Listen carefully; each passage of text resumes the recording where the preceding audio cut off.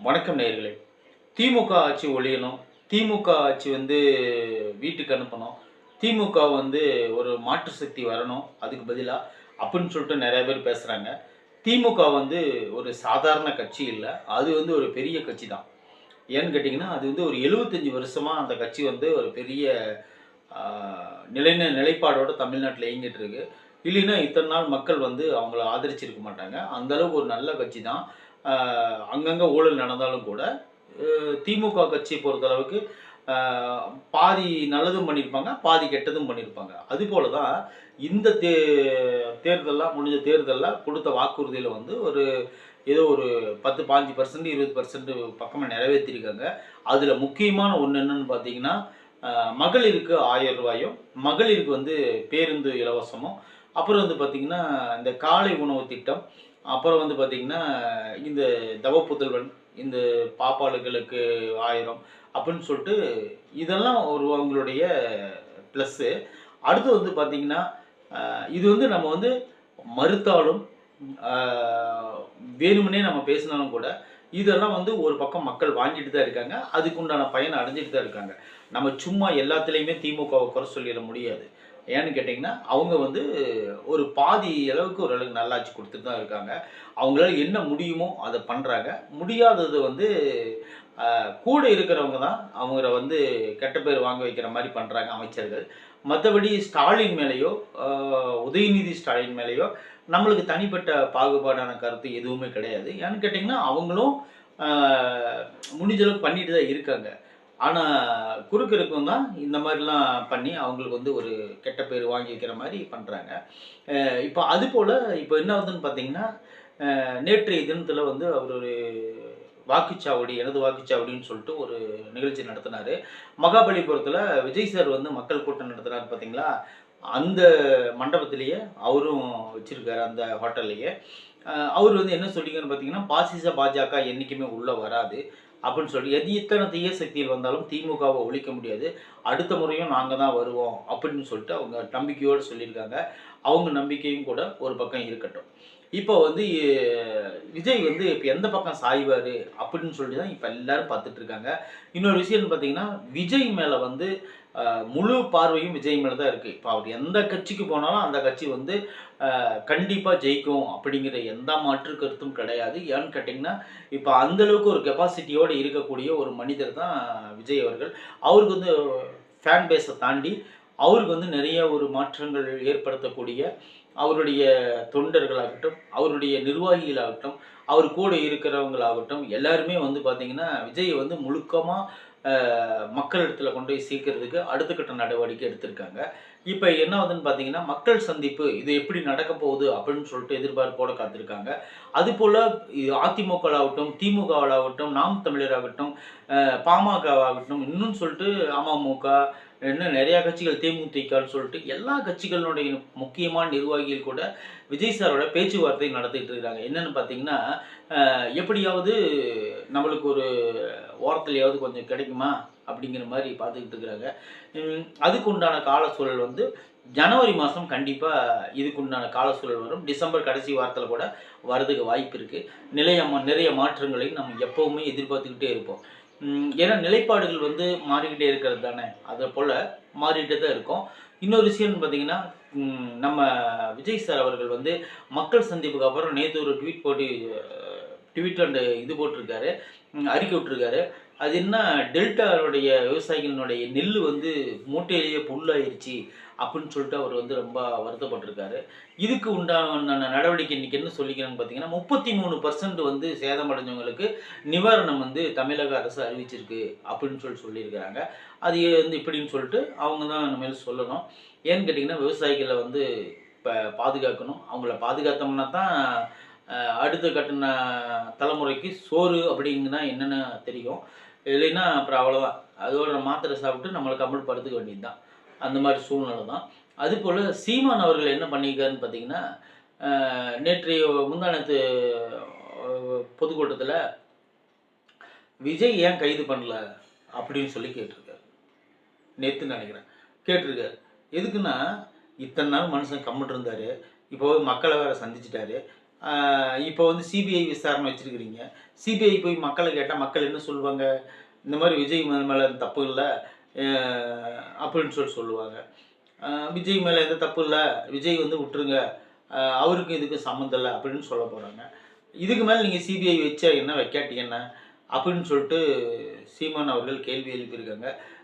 விஜய் மேலே எந்த தப்பே இருந்தால் கூட இப்போ வந்து மக்கள் என்ன சொல்லுவாங்கன்னா 20 லட்ச ரூபா வாங்கிட்டாங்க, அதனால் மக்கள் வந்து விஜய் மேலே தப்பு இல்லைன்னு சொல்ல போகிறாங்க சிபிஐ கேட்டால் கூட அப்படின்னு சொல்கிறாங்க. ஏன்னா இதையே பணம் கொடுக்காதப்ப சீமான் என்ன விமர்சிச்சாலும் உங்களுக்கே தெரியும். ஏன் என்ன பணம் கொடுக்கல, இன்னும் எப்போ கொடுக்குறது, இன்னொரு வருஷம் கழித்து கொடுக்கலாமா, அந்த குடும்பங்கள் எல்லாத்தையும் இறந்ததுக்கப்புறம் மொத்தமாக கொண்டு கொடுத்துடலாமா, 41 உயிர் போயிருக்குது, அந்த உயிர்களுக்கு எப்படி கொடுக்கறது அப்படின்னு சொல்லிட்டு அவங்க தம்பிங்கெல்லாம் வாய்கிலேயே பேசுனானுங்கல்ல. அது குறிப்பாக என்ன சொன்னாங்க தெரியுமா, அந்த ஒரு மரணம் கொடுமையானது தான், அது எந்த மாற்றமும் கிடையாது. அது தற்காலிகமாக பண்ணாங்களா, இல்லை அவங்கள பண்ணாங்களா, இல்லை அதெல்லாம் சிபிஐ விசாரிச்சுக்குவாங்க, நீதிமன்றம் பதில் சொல்லிக்கும். அது அந்த பக்கம் நம்ம போக வேண்டாம். இப்போ என்ன ஆகுதுன்னா, அந்த குறிப்பிட்ட அந்த ஆட்கள் வந்து என்ன பேசுகிறாங்கன்னு பார்த்தீங்கன்னா, அந்த வாய் பேச முடியாத ஒரு அம்மா வந்து தன்னோட மகனுக்காக போராடுறாங்க. அந்த மாதிரி ஒரு எக்ஸ்பிளைனே பண்ண முடியல, தன் மகன் இறந்து போயிட்டத அப்படின்னு சொல்லி ரொம்ப நம்மளுக்கே உருக்கமான விஷயத்தில் பேசி ஒரு வழி பண்ணாங்க. இன்றைக்கி எல்லோரும் போய் தலைவரை சந்தித்து தேவையான உதவிகளை வாங்கிட்டு ஆளுக்கு 5 லட்சம் ரூபா இன்சூரன்ஸ் பண்ணி கொடுத்துருக்காரு. உங்களுக்கு என்ன தேவையோ, படித்தவங்களுக்கு ரெஸ்யூம் வாங்கி வச்சுருக்காங்க, உங்களுக்கு என்ன வேணுமோ நான் பண்ணித்தரேன்னு சொல்லிக்கிறாங்க. இது இன்னும் மேலே போய் நிறைய விஷயங்களில் வந்து அவர் வந்து காம்ப்ரமைசன் ஆகியிருக்காரு. இது வந்து நடைமுறைக்கு மாதம் 5000 ரூபா கொடுக்குறேன் அப்படிங்கிற மாதிரியும் பேசியிருக்காங்க. இது வந்து எத்தனை வருஷத்துக்கு எப்படின்னெல்லாம் வந்து நம்ம போக போக பார்த்துக்கலாம். இப்போதைய தேவைக்கு வந்து மக்களுக்கு வந்து அவங்களுக்கு வந்து ஒரு நல்ல வழிப்படுத்துறதுக்கு ஒரு 30 லட்ச ரூபா இருந்தால் இன்றைக்கி ஒரு சின்ன ஒரு பிஸ்னஸ் பண்ணி கூட பொழைச்சிக்கலாம் ஒரு குடும்பம். அதுபோல் ஒரு கிட்டத்தட்ட அந்த குடும்பத்துக்கு ஒரு நல்ல ஒரு வேலை வாய்ப்பு கிடச்சிதுன்னா ஏதாவது ஒரு அந்த வேலை வாய்ப்பை வச்சு அவங்களுக்கு ஏதோ ஒரு நல்லது நடக்கும் அப்படிங்கிறது ஒரு நம்பிக்கை தான். எல்லாமே இப்போ வந்து பாசிட்டிவாக போயிட்டுருக்கிற இந்த நேரத்தில் இவங்க என்ன பண்ணுறாங்கன்னு பார்த்தீங்கன்னா, ஏன் இன்னும் விஜயை கைது பண்ணல, விஜய் தானே முக்கிய குற்றவாளி, அவர்னால தானே எல்லா மக்களும் வந்தாங்க அப்படின்னு சொல்லிட்டு அவங்க பேசிகிட்டு இருக்கிறாங்க. அது போக இவங்க எல்லாரும் என்ன பண்ணுறாங்கன்னு பார்த்தீங்கன்னா, ஒரே ஒரு நெரேட்டிவுக்கு கிரியேட் பண்ணுறாங்க. என்னென்னு பார்த்தீங்கன்னா, இந்த மனுஷனை ஒழிச்சிட்டோம்னா அடுத்தது வந்து நம்ம சொல்கிறது தான் எல்லாமே அப்படின்னு சொல்லிட்டு ஐடியா பண்ணுறாங்க. இப்போ அந்த மனுஷனை ஒழிக்கிறதுக்கு என்னென்ன வேலைகள் செய்யணுமோ எல்லாம் பேக்ரவுண்டில் செஞ்சுக்கிட்டு தான் இருப்பாங்க, வேறு வழியே இல்லை. அதையெல்லாம் தாண்டி தான் நம்ம வந்தாகணும். அப்புறம் இன்னொரு விஷயம் என்னென்னு பார்த்தீங்கன்னா, நேற்றைய தினத்தில் வந்து அதிமுகவோட கூட்டணி வச்சா தமிழக வெற்றி கழகம் வந்து கண்டிப்பாக ஒரு 180 to 200 சீட்டு பக்கமாக அடிக்கும் அப்படின்னு சொல்கிறாங்க. அதிமுகவோட கூட்டணி வச்சோம்னா முதலமைச்சர் வேட்பாளர் வந்து எடப்பாடி பழனிசாமியாக தான் இருப்பார். ஏன்னா அவர் தான் அதனோட தலைமை. ஏன்னா அவர் வந்து பாரம்பரிய கட்சி, அப்படி தான் அவங்க பேசுவாங்க. இன்னொரு விஷயம் என்னென்னு பார்த்தீங்கன்னா, இந்த தாவேக்கானோட தலைவர் வந்து என்னென்னு பார்த்தீங்கன்னா 2ஆம் கட்ட தலைவராக மாறிடுவார். அப்போ வந்து இந்த கட்சியை வந்து சீக்கிரமாக வந்து ஒரு மறைக்கிறதுக்கு ஒரு சின்ன ஒரு ஆயுதத்தை கையில் எடுக்கிறாங்கன்னு வச்சுக்கோங்களேன். அதிமுகவோட சேர்ந்தீங்கன்னா கண்டிப்பாக உங்களுக்கு அத்தனை சீட்டு வரும், இத்தனை சீட்டு வரும், நீங்கள் வந்து துணை முதலமைச்சர் மாதிரி இருந்துக்கலாம் அப்படிங்கிற பண்ணி இப்போ உருட்டுறாங்க. ஆனால் தலைவர் வந்து முதலமைச்சர் ஆகணும், ஏன்னா நாட்டு மக்களுக்கு நல்லது பண்ணணும்னு சொல்லிட்டு எல்லா செயலையும் விட்டுட்டு வந்திருக்காரு. சினிமாவை விட்டுட்டு வர்றதுங்கிறது உங்களுக்கு அவ்வளோ ஒரு சாதாரண விஷயம் கிடையாது. ஒரு சீனில் நடிக்கிறதுக்கு எத்தனை இளைஞர்கள் வந்து இன்றைக்கி படையெடுத்து போகிறாங்க, சினிமா அங்கேயே தங்கியிருக்கிறாங்க. ஒரே ஒரு சின்ன வாய்ப்பு கிடைச்சிடாதா, இந்த வாய்ப்பை வச்சு நம்ம மேலே போயிட முடியாதா அப்படின்னு சொல்லிட்டு மக்கள் எத்தனை பேர் போராடுறாங்க. எத்தனை பேர் காலில் கையில் விழுந்து ஒரு சான்ஸ் வாங்குறாங்க.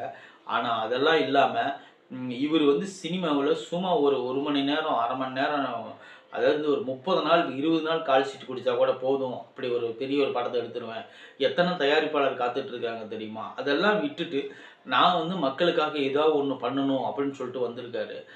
வந்தவரை இந்த மாதிரி பண்ணுறாங்க.